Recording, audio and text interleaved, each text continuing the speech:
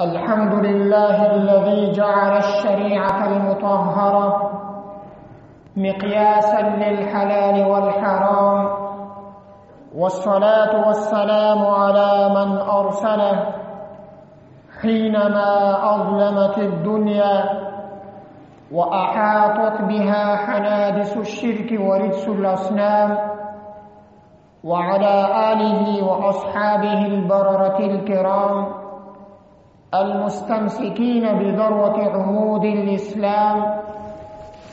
أما بعد، فأعوذ بالله من الشيطان الرجيم. بسم الله الرحمن الرحيم. قال الله تبارك وتعالى: وآخرين منهم لما يلحقوا بهم. وقال رسول الله صلى الله عليه وسلم: من يرد الله به خيرا يفقهه في الدين. صدق الله العظيم وصدق رسوله النبي الكريم، ونحن على ذلك من الشاهدين والشاكرين، والحمد لله رب العالمين. محترم مسلمانانو، سپینګیرو ځوانانو، علماء کرامو او عزتمندو کلیوالو،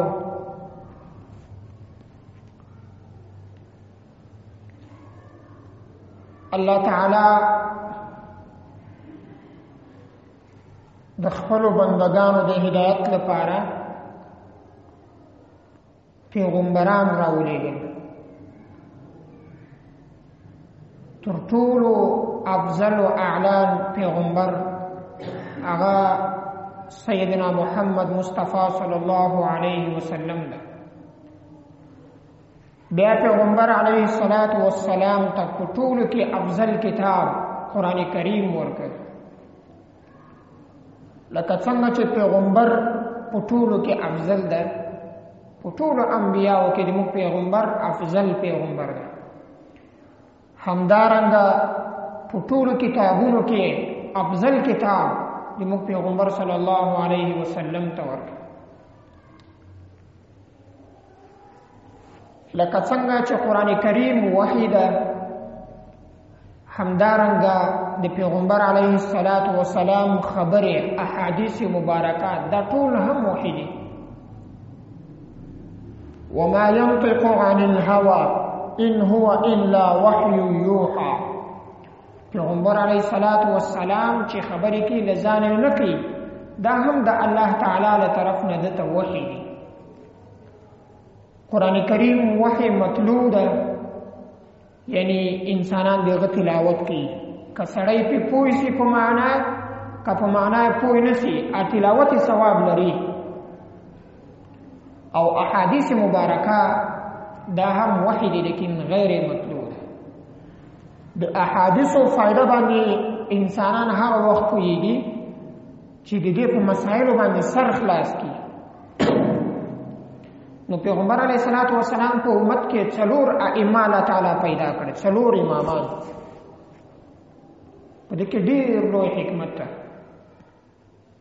ماته یو وخت چا ټلیفون راوکړ، وایي ته دلته راسه، یو کس راغلی، هغه وایي یو څه سوالونه لري. زه چې کله هلته ورغلم کور ته، ما څه سوال دی ده؟ نو هغه 2 سواله کړي وو. هلته نور زموږ انډیوالان ناست وو، خو زه یې ور وغوښتم. یو سوال یې دا وکړو، و پیغمبر علیه الصلاة والسلام وفات شو، د هغه د وفات نه 80 کاله بعد امام صاحب پیدا شوی. نو بیا څنګه پیغمبر علیه الصلاة والسلام وفرمایل چې ابو حنیفه سراج امتی. ما ورته دا حدیث موضوع ده، پیغمبر علیه السلام داسې حدیث نه ده ویلی. زه چې هلته ورتلم، ما له ځان سره یو څه کتابونه هم یوړل، څادر مې له کتابو ډک پسې ورغلم. ما له کوم غیر مقلدین، کوم سلفی وهابی راغلی دا زموږ د خلکو عقیده خرابه نه کړي. نو ما هغه وخت له ځان سره په کتابونو کې الموضوعات الکبرى یو کتاب ده، دا هم وړی. دا حدیث ما ورکاره که چې دا په اتفاق د محدثینو موضوع ده، دروغ ده. بل سوال دا وکړو وای چې یو مذهب نو دوم ته څه ضرورت و؟ ما دا څه ویلې، من دا څلور مذهبو کې ډېر غټ حکمت ده او هر مذهب حق ده. په څلورو مذهبو کې د الله تبارک وتعالی حکمت دا پټ ده چې پیغمبر علیه الصلاۃ والسلام په مختلفو مواقعو کې حدیث فرمایلی. په یو حدیث احنافو عمل وکړ او بل حدیث الله تعالی ضایع نه کړ، هغه لپاره شوافی پیدا کړ. امام شافعي رحمت الله علیه په عمل کوي. ادریم حدیث پاتې شو، دغه لپاره الله تعالی مالکیه مذهب پیدا کړی. ابل حدیث پاتې شو، دغه لپاره الله تبارک وتعالی حنابلہ پیدا کړ. هر مذهب د پیغمبر علیه الصلاۃ والسلام یو حدیث نه یو رحم عمل پې کوي. نو په دې کې غټ حکمت دا ده چې د پیغمبر علیه الصلاۃ والسلام یو عمل هم د صفات نشو چې پیغمبر په امت کې عمل نه کیږي. نو په دې مذهبونو کې دغه حکمت په ټولو کې د مذهبونو کې اصح صحیح مذهب هغه د احناف ده. سیدنا امام ابي حنیفه رحمه الله تعالی چې الحمدلله موږ دغه مقلدین موږ ټول په مذهب د امام صاحب رحمت الله تعالی علیه حجت الله فی الارض مولانا محمد امین صفدر نور الله مرقده فرمایي کتاب کې لیکلي و په صحیح بخاری شریف کې د څلور دیرش غټو غټو احنافو روایت موجود دي چې امام بخاری روایت کړی د احنافو له امامانو نه کړی. پیغه څلور دیرش ائمه کې یو غټ عالم غټ فقيه امام وکیع ابن الجراح رحمت الله علیه هم ده. دی وکیع رحمت الله علیه روایت هم په بخاری شریف کې ستا. امام وکیع ابن جراح رحمه الله تعالی بچ کله درس کو د حدیثو نو بیا به د احادیث مسائل هم بیانول. مسائل به د فقه حنفی پر انا کې بیانول. نو په مجلس کې یو کس ناستو یې غوړ اخطا ابو حنیفه. ابو حنیفه خو په دې کې غلطي کړې د په شاګردانو کې د راولا څنګه درس په واخ دا ورته ویلې چې امام ابو حنیفه رحمت الله علیه دا سينو چې مسله بیان کړه بس مختبر چا منله. د امام صاحب په مجلس کې خو امام محمد رحمت الله علیه غونډه د لغت امام موجودو، امام ابو یوسف رحمه الله غونډه د علوم یو جامع سره موجودو، نور ډیر غټ غټ فقها محدثین د په درس کې بناستو. نو هغه ناس امام صاحب رحمت الله علیه د سينو چې غلطه مسله بیان کړه نو دوی به سره ومنله. نو امام صاحب رحمت الله علیه په دومره غټ مجلس کې څنګه غلطه مسله بیانولې؟ هغه ته ویلې ته به ما په درس کې نه کېږي. نو الله تبارک وتعالى په ټول دنیا کې کوم مذهب ته زیات شهرت تور پر برخه کې هغه فقه حنفی ده. امام صاحب رحمت الله تعالی علیه د تاریخ په ډیرو کتابونو کې یو واقعه موجوده ده. تاریخ بغداد هم را نقل کړي او الخيرات الحسان په نامه سره کتاب ده. پیغه کې امام ابن حجر مکی رحمت الله علیه هم را نقل کړي. نور هم ډیر کتابونه دي چې پیغه کې دا واقعه را نقل کړي. و امام صاحب رحمت الله تعالی علیه چې کله ځوان شو نو دو خوب ولیدل.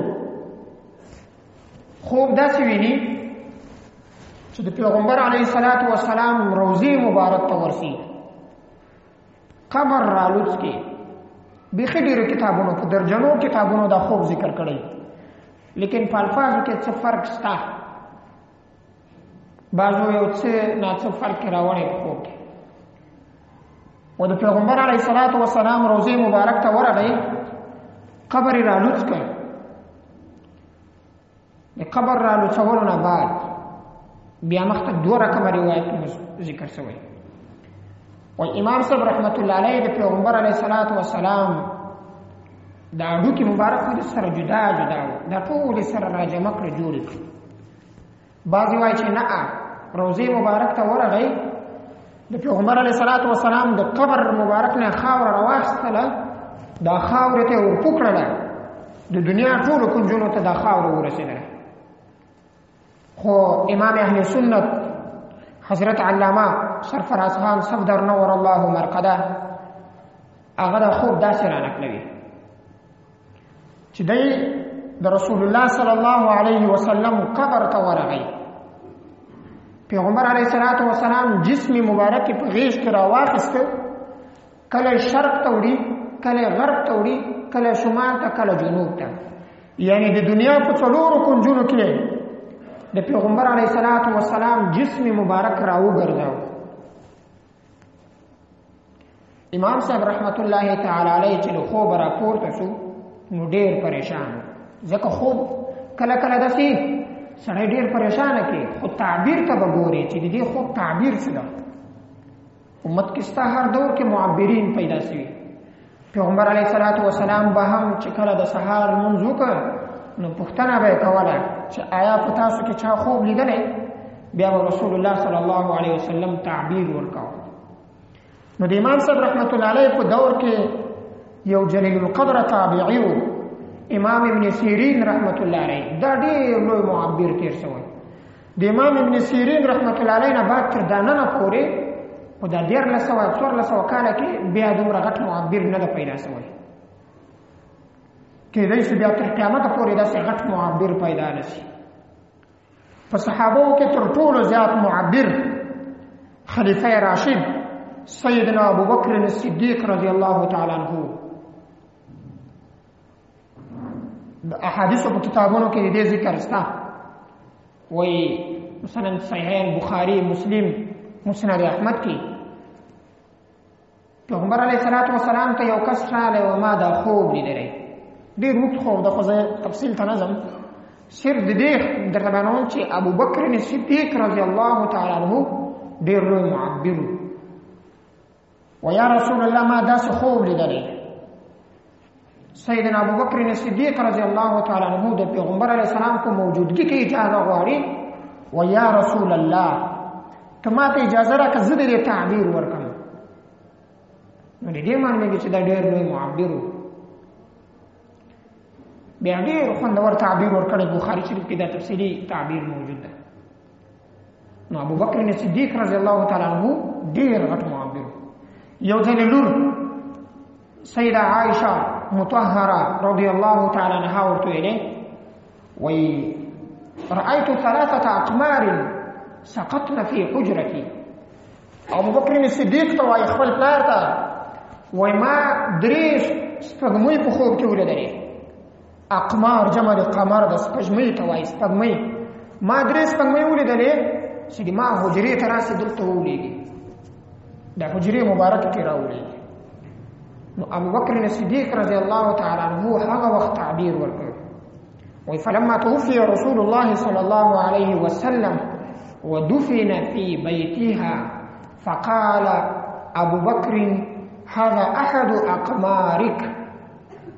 چې کله پیغمبر علیه الصلاۃ والسلام وفات شو او د عائشه صدیقه په حجره مبارک کې نبی علیه الصلاۃ والسلام خف شو، نو ابو بکر صدیق ورته ویلي وایي تا چې 3 سپږمۍ په خوب لیدلې وې دغه د یوه سپږمۍ دلته ښخه شوله وهو خیرها. د په هغه سپږمۍ کې تر ټولو بهتر سپږمۍ ده. دومه سپږمۍ ابوبکر و دریم عمر او دومه دریم ته دې اشاره ونه کړله. نو امام ابو حنیفه رحمت الله تعالی علیه چې له خوبه راپورته شو نو ډېر سخت پریشانه شو چې دا ما څنګه خوب ولیدی. د پیغمبر علیه الصلاۃ والسلام جسم ما له قبر نه راویستی بیا مې په دنیا راوګرځاو. په ظاهره دته دا خوب ډېر خطرناک ښکاره شو. نو یو چا ته ویلی قاصد ته چې ته به ابن سیرین ته ورسې او د ما خوب ورته بیان کې، خو ما مه ورته ښیه. قاصد ورغی ابن سیرین ته. امام صاحب په خپله ځکه نه ورځي چې امام صاحب دا خوب ډیر پریشان کړ. کله کله خوب دغسې په ظاهر پریشان کونی لیکن تعبیر کې تعبیر راوځي. زه د دې مثال درته پېښوم. ام الفضل رضی الله تعالی عنها د پیغمبر علیه الصلاة والسلام د اکا ښځه وه. کفار مشرکین ګرځېده چې رسول الله صلی الله علیه وسلم معاذ الله قتل کی. نو په دغو شپو کې دوی پریشانه هم وو. ام الفضل خوب ولیده. خوب داسې ویني چې د پیغمبر علیه الصلاة والسلام نه جسم مبارک نه یو څه د غوښې ټوکړه را جدا سي د دې غیږ ته راولېږي. مختلف طرق د دې حدیث را نقل شوي. مسند احمد کې دا روایت 3 ځایه ذکر شوی ده. وایي دا غوښه ټوکړه څه ده د ما په غیږ کې راولېږي. دا راغله رسول الله صلی الله علیه وسلم ته، یا رسول الله ما خوب لیدلی د تا په باره کې. نبی علیه الصلاة والسلام ورته فرمایل وایي ما دا کاکزي ما ته بیان کړه څه خوب دی لیدلی. ویا رسول الله هغه داسې انسان پریشانه کوي خوب یې نه ورته بیانوه. وایي تو خو بیان که. وایي ما داسې خوب لیدلی چې د تا د جسم مبارک نه یو غوښه ټوکړه را جدا سي د ما غېږې ته راولېږي. نو د دې په ذهن کې خو دا و چې کفار مشرکین به رسول الله صلی الله علیه وسلم قتلوي. نبی علیه الصلاة والسلام تعبیر ورکړ وایي خیرا رأیتی تا ډېر ښه خوب لیدلی. تلد فاطمه ان شاء الله تعالی غلاما د ما لور فاطمه به زوی زیږوي هغه به بیا د تا په غېږه کې پروت وي. بیا الله تبارک وتعالی دته حسن زوی ورنصیب کړ. څو وخته بعد دا حسن د دې په غېږ کې رسول الله صلی الله علیه وسلم ته راغی. فاخذ رسول الله صلی الله علیه وسلم وی رسول الله صلی الله علیه وسلم حسن ورته واخیسته په خپلې غېږې کې کېښوده. نو بیا په حدیث کې راځي وی فبال فی صدره حسن خو وړکی و په غېږ کې و. حسن د پیغمبر علیه الصلاة والسلام په غېږې کې امتیازې وکړې. نو ام الفضل را ولاړه شوله بین کتفیه فرخختو بین کتفیه. و دا کوچنی هلک د وړکی دا حسن ما په شا باندې داسې په ملا باندې ووایي. نو چې په ملا باندې مې ووایي وایي رسول الله صلی الله علیه وسلم ما ته ویلې اوجعتي ابني د ما زوی دې خوږ کړ رحم دلی. نو ګوره خوب بظاهره پریشان کون ښکارېده لیکن تعبیر ډېر خوندور تعبیر راووت. ابن سیرین د زمانې ډېر لوی معبر و. داسې غټ معبر و د ده کتابونه ډېر مشهوره دي. پښتو، فارسي، عربي، انګریزي هرې ژبې ته ترجمه شوي. تعبیر الرؤیا په نوم سره کتاب الاحلام د عربي نوم ده. یو سړی ورته راغی وایي ابن سیرین ما خوب لیدی چې زه په خوب کې اذان کوم. دور ته وایي تعبیر دا ده ته به حج ته ځې. بل سړی ورته راغی وایي ابن سیرین ما خوب لیدلی چې زه په خوب کې اذان کوم. د تعبیر ورکړه وایي ته به په غلا نیول کېږي. شاګردانو یې پوښتنه وشو کړله وایي دا څنګه کیسه ده؟ خوب یو د تعبیرونه دي جدا جدا ورکړه. وایي اول کس چې راغلی ما د ده رنګ ته وکتل ډېر شریفه سړی معلومېده. نو ما په قرآن کریم کې د 11 سپارې نه د تعبیر راویسته. واذن فی الناس بالحج چې کله کعبة المشرفه مکمله شوله نو الله تعالی ابراهیم خلیل الله ته ویلې چې اوس د حج اعلان وکړه. نو هلته لفظ اذان راغلی اذن چې اعلان وکړه. ما له دې څخه استدلال وکړ چې دا سړی به حج کوي. او دا د دوم کس چې خوب یې لیدلی و له رنګ نه ډېر قبیح و بد سړی ماته ښکاره شو. نو ما ویلې دا د حج قابل نه ده. د یوسف علیه السلام واقع کې راځي فاذن مؤذن ایتها العیر انکم لسارقون چې یو اعلان کوونکی اعلان وکړي چې قافلې والا په تاسو کې تاسو چې یاست تاسو غله یاست. نو د هغه ځای نه ما دا تعبیر راویست. بل سړی ورته راغی ابن سیرین ما خوب لیده چې د ما په کور کې اور بلي. ابن سیرین تعبیر ورکړي وایي هغه ځای راغوچ که ویې ګوره ته خزانه ده. څو وخته بعد بل سړی ورته راغی وایي ابن سیرینه ما خوب لیدلی چې د ما په کور کې اور بلي. دور ته د تا کور اور اخلي. شاګردانو یې پوښتنه وکړه چې دا دې څنګه تعبیر ورکړ؟ مخکې یو سړی تا ته راغلی و همدا خوب یو تعبیر دې د خزانې ورکړ. اوس بل سړی درته راغی تا ورته ویل کور دې اور اخلي. همداسې څوک کور اور اخیستی و چې دی تر وته. دور ته یې وایي هغه اول سړي چې کله خوب لیدلی و هغه موسم د یخ و. په یخ کې اور په خوب کې نعمت وي. سړی ځان ورته تودوي، اور ځان ته راکشي، پسې ګرځي. او دا بل سړی په ګرمي کې اور لیدلی، په ګرمي کې اور نعمت نه وي، ځکه ما د اور تعبیر وکړ. ابن سیرین دومره غټ معبر و. د ده په کتاب الاحلام کې بل خوب هم ذکر کړی. یوه ښځه ورته راغله، وایي ما دا خوب لیدلی، د ډېر وژړل، تعبیر یې همدا و چې زه به مرم. وایي په هغه هفته کې دی وفات شو. نو ابن سیرین ته قاصد راغی چې دغسې یو چا خوب لیدلی. ده ورته ویلي وه چې هر چا دا خوب لیدلی، دی به د پیغمبر علیه الصلاة وسلام دا علم حاصل کی او د دنیا څلورو کنجونو ته به یې ورسوي. نن سبا موږ دا تعبیر په خپلو سترګو وینو. ټوله دنیا ته فقه حنفي رسېدلې ده، الحمدلله. ټوله دنیا ته، د دنیا څلورو کنجونو ته د فقه حنفي رڼا رسېدلې ده. سلطنت عثمانیه 800 کاله چلېدلې، په ټوله کې فقه حنفي باندې فیصلې کېدلې. زموږ په وطن کې الحمدلله ټولې فیصلې په فقه حنفي باندې کېدلې. فقه حنفي یوه داسې روښانه فقه ده. په بخاري شریف کې، مسلم شریف، نسائی، ترمذی، مسند احمد روایت موجود ده. سیدنا ابو هریره رضی الله تعالی عنہ فرمایي، وَكُنَّا جُلُوسًا عند رسول الله صلی الله علیه وسلم، موږ یو ورځ د رسول الله صلی الله علیه وسلم سره ناستو. فإذا أنزلت عليه سورة الجمعة، په دې دوران الله تعالی د سورة الجمعه را نازل. فتح الباری کې لیکي چې پوره سورة الجمعه خو نه و، خو دغه آیت وآخرین منهم لما يلحقوا بهم، چې کله دغه آیت را نازل سو، نو پوښتنه ځینې وسوله، یا رسول الله، من هو یا رسول الله؟ دغه آخرین چې دا بعد کې راځي دا به څوک؟ فلم يراجعه حتى سأل ثلاثا، رسول الله صلی الله علیه وسلم څه ونه ویلې تر دې پورې چې 3 وارې د رسول الله صلی الله علیه وسلم نه سوال وشو. نو بیا فرمایي، فوضع رسول الله صلی الله علیه وسلم يده على سلمان. ابو هريره رضی الله تعالی عنہ فرمایي، وفينا سلمان الفارسی، د موږ سره په مجلس کې سلمان فارسی هم موجود ده. و رسول الله صلی الله علیه وسلم خپل لاس په سلمان فارسی باندې کېښود. بیا او فرمایي، روایت کې 3 رنګ الفاظ راځي، بخاری، مسلم، مسند احمد. لو كان الدين عند الثريا، وفي روايه بل روایت کې راځي لو كان الايمان، لاس په سلمان فارسی پروت. مسند احمد کې وایي لو كان العلم بالثريا لناله رجل، وفي روايه او رجال من هؤلاء، وفي روايه مسند من ابناء فارس. وای کچيري د علم دین د ایمان ثریا ستوري ته ورسیږي، تر ټولو زیات لوړ ستوری ثریا ده. نو د سلمان فارسی په اولاده کې به یو داسې کس پیدا شي چې هغه به له ثریا ستوري ته ورسیږي، د علم به ټول راکته کوي.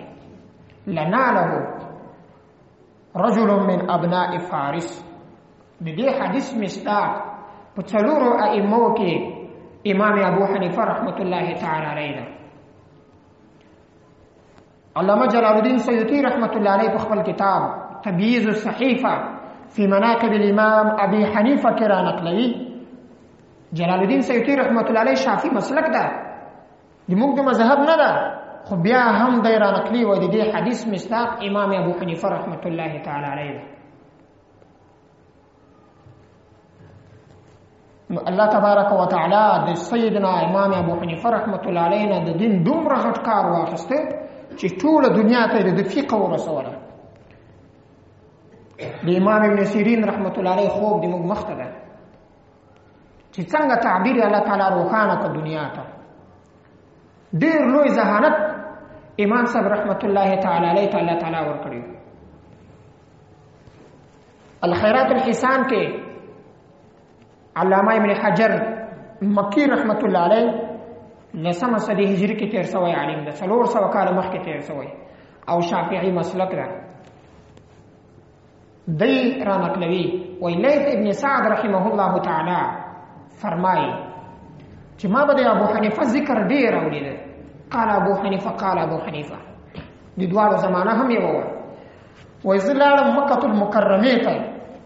چې کله لاړم نو په مکة المکرمه کې یو سړی ناسته، ډېر خلک ورباندې راټول دي، خلک پوښتنې وشکه کوي. زه ورغلم ورته ودرېدم. وای په دې دوران یو سړي پوښتنه وکړله، یا ابا حنیفه، وای دا ناره یې چې وکړله نو د ما ذهن ته راغی چې دا هغه کس ته وله چې زه هر وخت نوم اورم. نو وای دا سړي داسې سوال ورنه وکړ چې زه ډېر مالداره سړی یم، زه خپل زوی ته واده کوم، ډېر مصرفونه ورته کوم، ما زوی راولاړ چې خپله ښځه طلاقوي. نو زه اوس امام ابو حنیفه ته ګورم چې دا خو هغه سړی ده، ته ودرې څه جواب ورکوي؟ زه اوس څه وکړمه؟ یو چل راوښی چې د ما دا روپۍ ضایع نه سي، خرچې وکړم، دا طلاق ورکړي، هغه د ما خرچې ضایع سي. امام صاحب رحمت الله تعالی علیه فورا جواب ورکړي، وایي ته به داسې وکړې زوی به دې له لاسه ونیسې، بازار ته به یې بوځې، هلته به ده ته ورته وایه چې په دغو مینځو کې یو مینځه خوښه کړه، چې کله دا مینځه خوښه کړي ته به یې واخلې، د دې مینځې مالک به ته یې، بیا دا مینځه ده ته په نکاح ورکړه. چې کله دې ورته نکاح کړله، که ده یې طلاق کړي نو د تا له ملکیته به نه وځي، تاوان به دې نه کېږي. نو لیث بن سعد وایي چې د امام ابو حنیفه رحمت الله علیه دغه برجسته دا فورا جواب زه حیران کړم. امام احمد خوارزمی المکی رحمت الله علیه ډیر خوندور شعر فرمایي. د امام صاحب واقعات، د امام صاحب فضایل ختمېدل نه لري. نو هغه فرمایي دوه غرونه دي، یا جبل نعمان، د دواړو غرو نومونه نعمان دي. نو د امام صاحب رحمت الله علیه خپل نوم هم نعمان ده، نعمان ابن ثابت ابن زوتا. نو دی دا غرو ته مخاطب ده د شیخ احمد خوارزمی المکی رحمت الله علیه. یا جبل نعمان ان حصاکما، ای د نعمان دو غرونو ستا چې کومې ډبرې دي، دا تیږې دي وړې وړې شګې، دا خو حسابل کېږي، لا یحصا، دا امکان لري چې موږ حساب کوو، ولا یحصا فضائل نعمان، لیکن د نعمان ابن ثابت فضیلتونه نسی حسابېدلی. یوه ښځه راغله، امام صاحب رحمت الله علیه درس شروع ده، ښځې یو سیب راوړ، مڼه یې راوړه، په ټیبل یې ورته کېښوده، چاقو یې ورسره کېښوده. امام صاحب رحمت الله علیه راولاړ شو، ښځه وسیړ ته سوله. امام صاحب راولاړ شو، سیب یې په منځ دوه ټوکړې کې بیرته کېښوده، ښځه راغله، مڼه یې وړه، چاقو یې میوړ. شاګردان یې حیران شو چې دا اوس څه کیسه وله. امام صاحب رحمت الله علیه خپلو تلامذو پوښتنه وکړله، وایي د دې حقیقت څه؟ امام صاحب رحمت الله علیه په جواب کې ورته ویلې، وایي دا ښځه راغله د خپلې مریضي په باره کې پوښتنه کوله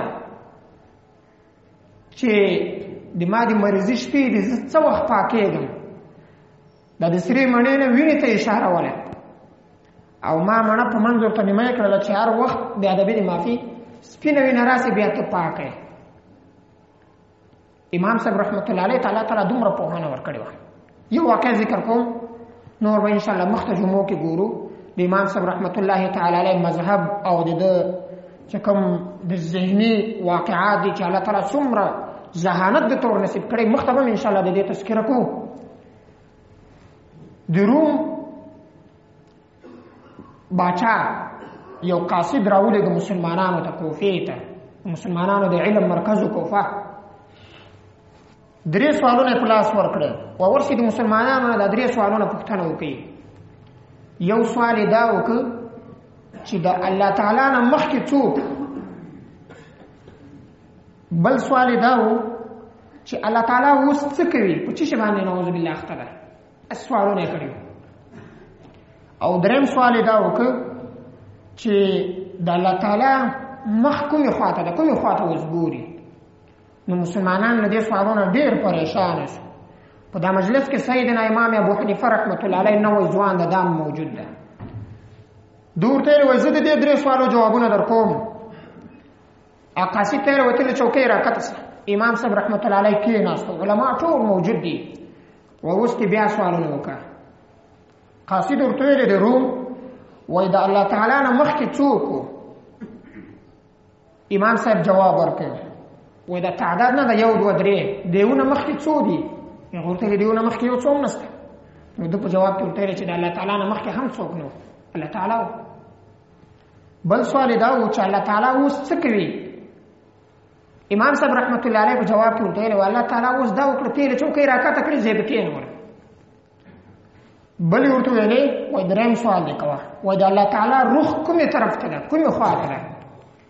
امام صاحب رحمت الله علیه وای شم ورته لګاو چراغ ورته بل کړ نو ورته ویلې وای د دې رڼا کومې خوا ته ده؟ هغه رومي کافر ورته ویلې چې د دې رڼا خو هرې خوا ته ځي. نو امام صاحب رحمت الله علیه ورته ویلې وای د الله تعالی روح هم هرې خوا ته ده. الله تعالی د موږ امام صاحب رحمت الله علیه ته دومره لوی ذهانت ورکړی و. موږ الحمدلله ټول دغه مقلدین یو، دغه په فقه باندې موږ عمل کوو. الله تعالی دې موږ ټولو ته توفیق را نصیب کړي چې د دې فقه په هره مسله باندې موږ عمل وکړو، شاورونه ګرځو. دعا وکړئ. الحمدلله رب العالمین والعاقبة للمتقین